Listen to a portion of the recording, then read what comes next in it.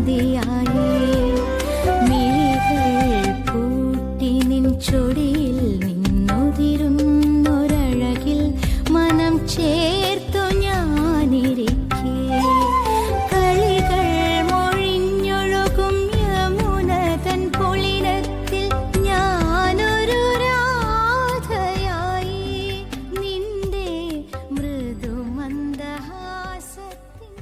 Hello everyone, welcome to Chinnu sweets and spicy world. നമ്മളെ ഓണമായിട്ട് ഏത്തക്കൊലയൊക്കെ ആയിട്ട് വന്നിരിക്കുമ്പോൾ നമുക്കറിയാം എന്തിനാണ് നമ്മൾ ഈ ഏത്തക്കൊലയൊക്കെ ആയിട്ട് വന്നിരിക്കുന്നത് അല്ലേ. അപ്പം ഞാനൊരു ഏത്തക്കൊലയൊക്കെ വെട്ടി കൊണ്ടുവച്ച് വന്നിരിക്കുന്നുണ്ട്. മറ്റൊന്നിനുമല്ല, ഉപ്പേരി, ശർക്കര വരട്ടി ഇതൊക്കെ തയ്യാറാക്കി എടുക്കാൻ വേണ്ടിയാണ് അല്ലേ. അപ്പം നമുക്ക് അടിപൊളിയായിട്ട് ശർക്കര വരട്ടി ഒത്തിരി ഇഷ്ടമുള്ള സംഭവമാണ്. നമുക്കിത് ഉണ്ടാക്കി എടുത്തെടുത്ത് വെറുതെ കഴിക്കാനൊക്കെ ഇഷ്ടമാണ്. അപ്പം നമുക്ക് ശർക്കര വരട്ടി തയ്യാറാക്കിയാലോ.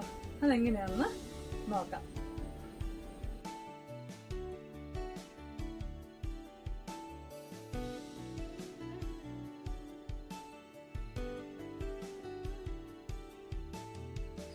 ഇപ്പം കായ്ക്ക് പ്രത്യേകിച്ച് ഇത്ര അളവൊന്നുമില്ല. ഞാനിവിടെ ഒരു 9 കായാണ് എടുത്തിട്ടുള്ളത് കേട്ടോ. ഒരുപാട് മൂത്ത് പോകാത്ത കായ വേണം എടുക്കാനായിട്ട്.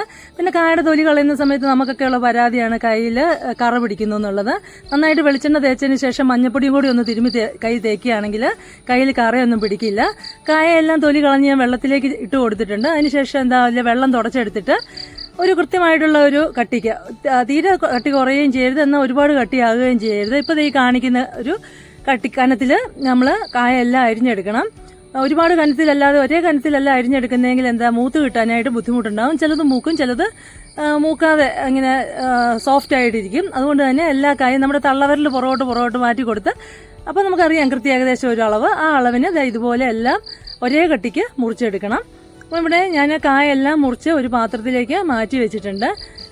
കാ മാറ്റി വെച്ചതിന് ശേഷം നമ്മൾ പാത്രത്തിൽ എണ്ണ ചൂടാകാൻ വെച്ചിട്ടുണ്ട്. വെളിച്ചെണ്ണയാണ് ഞാനിവിടെ ഉപയോഗിച്ചേക്കുന്നത്. എണ്ണ നല്ലതുപോലെ വെട്ടി തിളയ്ക്കണം കേട്ടോ. നല്ലതുപോലെ തിളച്ച എണ്ണയിലേക്ക് മാത്രമേ കായ ഇട്ട് കൊടുക്കാൻ പാടുള്ളൂ. നന്നായിട്ട് തിളച്ചിട്ടില്ലെങ്കിൽ അത് എണ്ണ കുടിക്കുകയും അത് വേവാനായിട്ടുള്ള ഒരു ബുദ്ധിമുട്ട്, വെന്ത് കിട്ടുക എന്ന് തന്നെയാണ്. വറക്കുന്നതിന് മുമ്പുള്ള ആ പരുവത്തിൽ കുഴഞ്ഞു പോകാനും ചാൻസ് ഉണ്ട്. അപ്പോൾ നല്ലോണം തിളച്ച എണ്ണയിലേക്ക് ഇട്ട് കൊടുത്തിട്ട് ഒരു 2 മിനിറ്റ് ഫുൾ ഫ്ലെയിമിൽ വെച്ചതിന് ശേഷം മാത്രമേ നമ്മൾ ഇളക്കാവുള്ളൂ. ആദ്യമേ കയറി ഇളക്കിയാൽ അത് കുഴഞ്ഞു പോകും.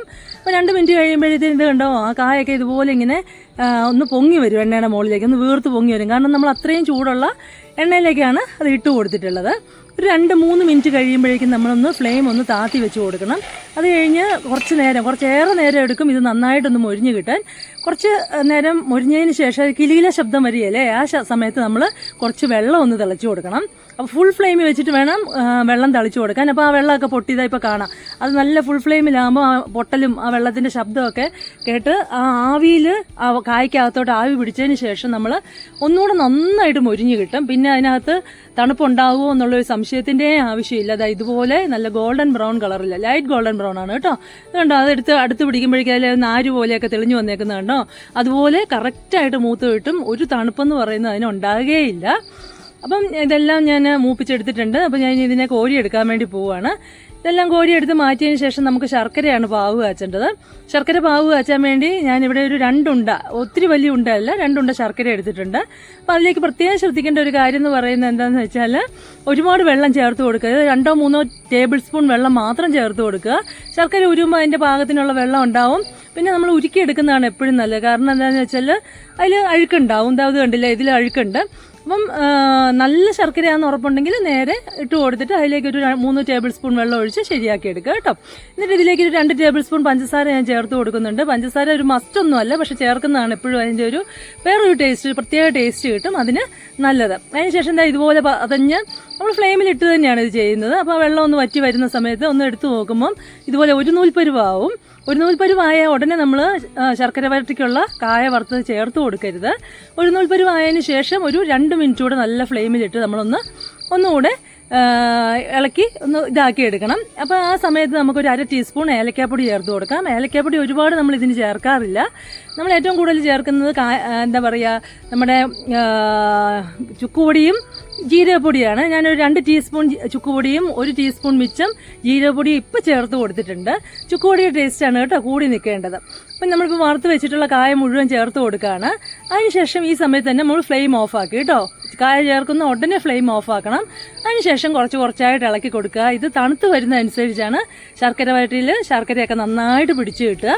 കുറച്ച് നേരം ഇളക്കിയതിന് ശേഷം നമുക്ക് അതിൻ്റെ ഒരു ചുക്കുപൊടിയുടെയൊക്കെ ടേസ്റ്റ് ആവശ്യത്തിനുണ്ടോയെന്ന് നോക്കാം. ഇല്ലെങ്കിൽ കുറച്ച് ചുക്കുപൊടി, ഞാനിവിടെ കുറച്ച് ചുക്കുപൊടിയും കൂടെ, പിന്നെ ഏലക്കാപ്പൊടി ഒരു 2 നുള്ളും കൂടെ ചേർത്ത് കൊടുക്കുന്നുണ്ട്. കൂടെ ഒരു ടീസ്പൂണോളം ചുക്കുപൊടിയും ഒരു 1/2 ടീസ്പൂണോളം ജീരകപ്പൊടിയും കൂടെ ഞാൻ വീണ്ടും ചേർത്ത് കൊടുത്തു. അത് നമ്മുടെ ടേസ്റ്റ് അനുസരിച്ച് നമുക്ക് ചേർത്ത് കൊടുക്കാവുന്നതേ ഉള്ളൂ. അതിനുശേഷം എന്താ കണ്ടിന്യൂസ് ഇളക്കിക്കൊണ്ടിരിക്കണം കേട്ടോ. കണ്ടിന്യൂസ് അതിനെ കൂട്ടി യോജിപ്പിച്ചുകൊണ്ടിരിക്കുക. കുറച്ച് നേരം കഴിയുമ്പോഴേക്കും അതിൻ്റെ വെള്ളമെല്ലാം നല്ല ഡ്രൈ ആയി ശർക്കരയൊക്കെ നല്ലോണം പിടിച്ച് നല്ല അടിപൊളി ശർക്കര വരട്ടി റെഡിയായി കിട്ടും. പ്രത്യേകം ശ്രദ്ധിക്കേണ്ട ഒരു കാര്യം എന്താണെന്ന് വെച്ചാൽ, ഒരു നൂൽപ്പരുവം കഴിഞ്ഞിട്ടൊരു 2 മിനിറ്റ് കൂടെ നമ്മൾ ആ ശർക്കരയെ ഫുൾ ഫ്ലെയിമിലിട്ട് തന്നെ ഇളക്കി കൊടുത്തുകൊണ്ട് ഇത് ചെയ്യാൻ മറന്നു പോകരുത് കേട്ടോ. ഇതിപ്പോൾ ഞാനൊരു അരിപ്പൊടി ചേർത്ത് കാണിക്കുന്നുണ്ട്. അരിപ്പൊടി ഒരു ടീസ്പൂണിൽ കൂടുതൽ ചേർക്കരുത്.